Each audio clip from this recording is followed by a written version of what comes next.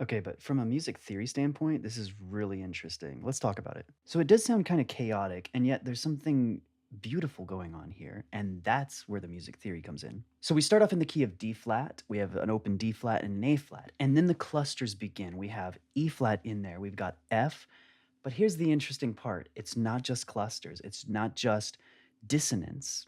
Just a couple seconds in, and we get a G natural. Theory nerds already know where I'm going with this, but let me cook, okay? Let me cook. Every major key has a specific series of whole steps and half steps that make it major. So, for example, in the key of D flat, we would have a raised third, and there's a half step between the third scale degree and the fourth. So, D flat, E flat, F, G flat, A flat.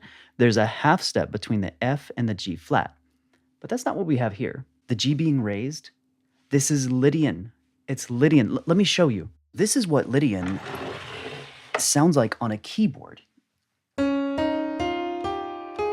You hear that raised fourth degree. That's what they're playing, right? That's not just in my head. Here's why this is so awesome. So major scales are already considered happy, right? You've got minor scales being sad, pensive, reflective, and then major scales being happy, positive. But with Lydian, it's more happy than major. The only way you can go more happy is by raising that fourth scale degree. It's also interesting just because of the fact that between the first and the fourth scale degrees, you have what's called a tritone, which is when you have an interval where it has either a raised fourth or a lowered fifth. Now, historically, the tritone has always had a negative connotation. It's ominous, it's menacing sounding, dissonant, it's the devil's interval. But that is what's so cool about Lydian.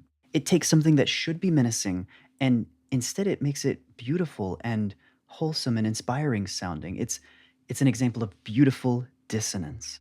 Now, if you can humor me to talk about one more reason why I love Lydian so much, and that is because it is a natural phenomenon.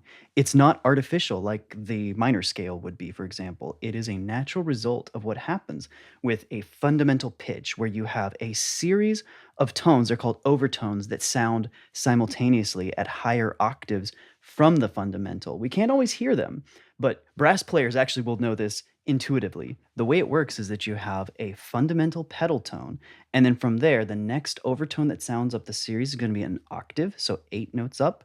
Then you have the next one would be a fifth, then a fourth, and then a major third, minor third, and then a series of seconds. But here's where it gets interesting. Once you get to 3 octaves above the pedal tone, the pitches, let's say it's in the key of C, it's going to be C, D, E, F sharp, and then G. Lydian literally emerges as a natural phenomenon of the way that sound in our universe works. That's so cool to me. I gotta stop it there because otherwise I'll be here all day. But for just a couple listening examples, if you want to hear Lydian in action, Chronicles of Narnia score in Lion the Witch and the Wardrobe has Lydian all over it. It represents the magic and childlike wonder. Another great example would be from To Kill a Mockingbird, where when that key change happens in the main titles, there's a key change and a flute solo that comes in, and that flute solo is in Lydian. Anyways, catch you later.